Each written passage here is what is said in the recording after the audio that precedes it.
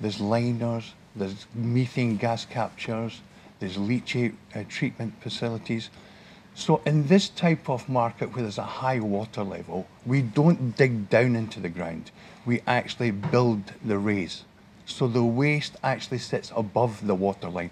And we know the water line sits between 8 and 15 metres, depending on where you go throughout the 88 hectare site.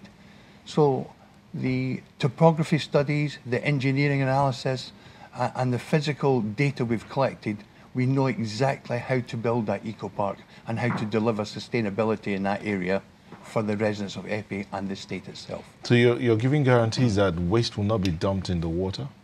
Will not be dumped in water. No. Not 100% guarantee, sir. Okay.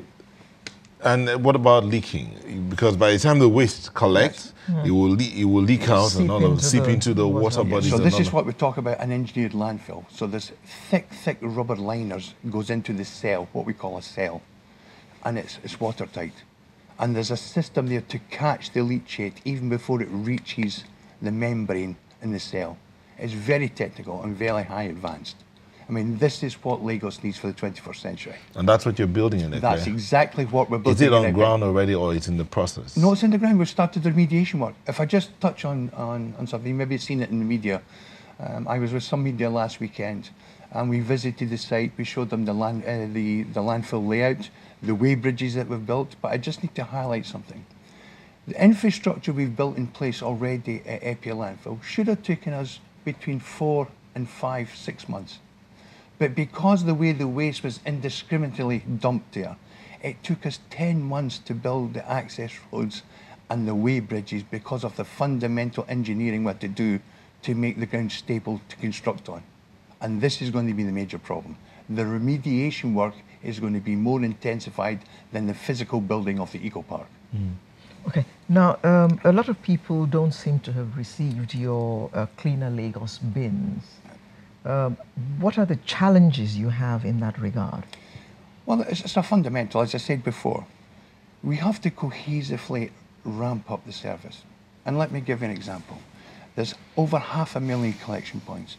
If I was to bring 500,000 bins tomorrow, it would still take me 6, 9, 12 months to distribute them with the teams, with the traffic. So we do it in stages, and it gets done over the course of the 12 months leading up to the implementation of the actual service.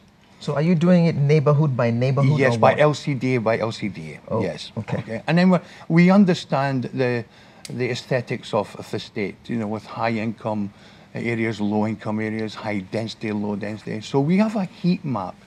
We know exactly what type of waste is generated in which area. And that's how we maintain the momentum of the dispersal of bins. Okay. How soon are we going to feel the impact of Visionscape? I said last week, in the next 4 to 6 weeks, because now that we have an official intervention program with the previous PSPs, which we're now calling the WCO, the Waste Collection Operators Program, along with the government. So now the shortfall, or the perceived shortfall of assets, which is really not, because the assets we have in place are what's required for the systematic up-ramping of the contract, of the project. So within the next 6 to 8 weeks, you will see a marked difference throughout the states, from Mushin straight through to Agege, right through the state.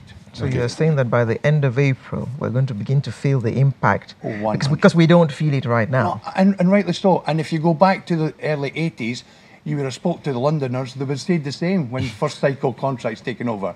If you have a look throughout the world, you will see pictures of waste piled up on every street corner.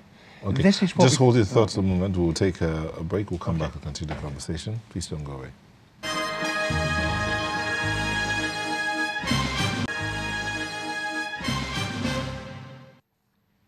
Welcome back. Mr. Irvine, you were talking about the process now to bring in the other PSPs to help to clear out the waste in Lagos. But then there's also that news about them being arrested by the government.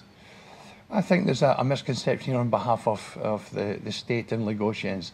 This really isn't anything to do with the Visionscape project as part of the CLI. I think this has been ongoing from well before we commenced the services officially in January and the black spot cleaning last year in July.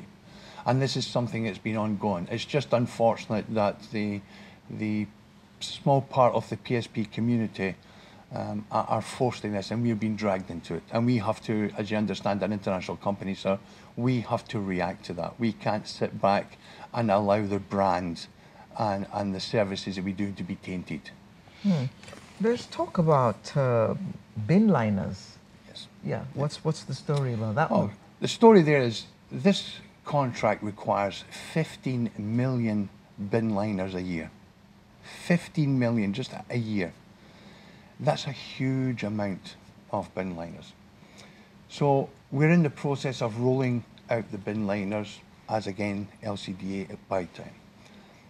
But as part of our circular economy or a closed loop business plan, what the plan is, the water bottles and the PET bottles you see being generated on a daily basis with waste, we take them, we wash them, we flake them, we send them to